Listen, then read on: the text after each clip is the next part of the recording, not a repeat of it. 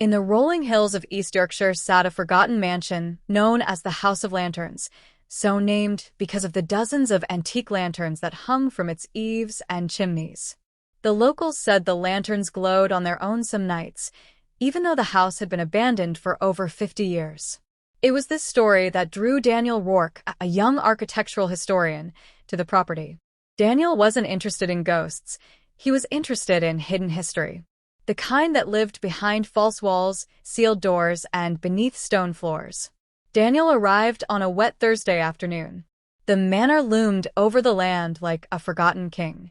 Its walls were covered in ivy, windows boarded shut, but the lanterns still swung in the wind. The real estate agent who unlocked the gates wouldn't step inside. "Place is cursed," she said. Family vanished back in 72. All 6 of them left their dinner on the table. Daniel smiled politely, then entered alone. Inside, the house smelled of dust and old books. Furniture remained exactly where it had been left decades ago. Plates, cutlery, even a cold teapot. Everything preserved in eerie stillness. In the study, he discovered something strange, an old blueprint of the house. Scribbled in faded ink was a room that didn't exist on any official plan. It was labeled, "The Chamber of Eyes." That night, as rain hammered the roof, Daniel explored the house with a flashlight. In the basement, behind a wine rack, he noticed a section of wall with mismatched stone. Tapping it produced a hollow sound. Heart racing, he began removing bricks one by one. Behind them, a tunnel. Narrow and damp, it led into the earth beneath the mansion. The air grew colder. After 20 meters, he reached an old wooden door carved with dozens of small eyes, each different.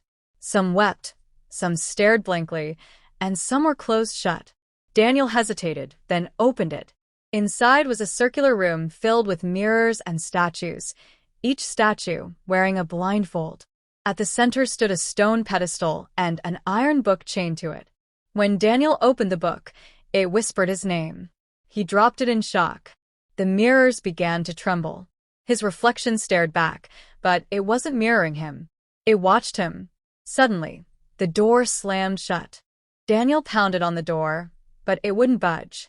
The only sound was the whisper of the mirrors. One of the statues, an old woman draped in tattered robes, began to tremble. Her blindfold cracked in the center, and behind it, 2 hollow sockets oozed a dark liquid that shimmered like ink. Daniel stumbled back.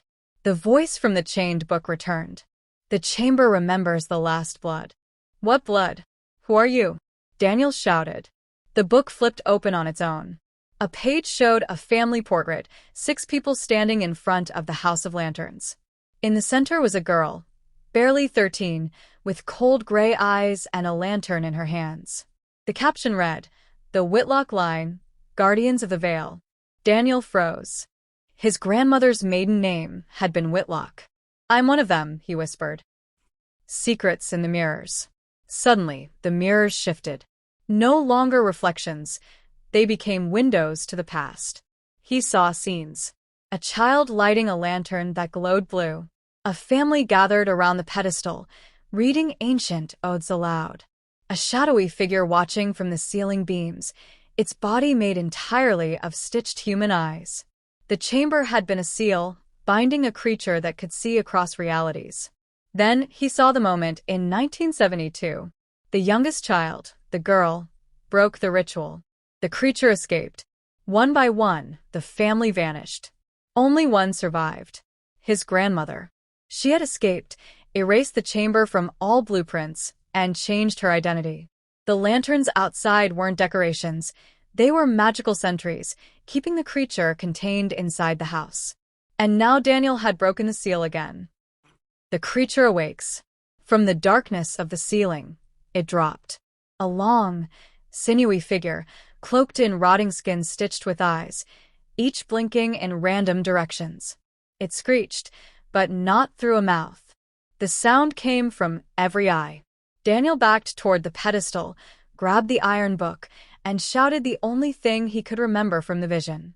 "The Guardian of Lanterns binds you." The lanterns outside the house lit up at once, glowing a fiery red through the floorboards above. The creature shrieked and lunged, but before it could strike, the book exploded in light. A door opens. When Daniel awoke, he was lying outside the chamber. The wall behind the wine rack was sealed again. In his hand was a small pendant, his grandmother's. On the back, "Protect the light." The house had returned to silence. The lanterns still glowed faintly. Daniel left the mansion that night, sealing the gates behind him. But he didn't sell it. Instead, he restored it, not as a tourist attraction but as a watchtower. He became its new keeper. Because he knew the creature wasn't destroyed, only bound.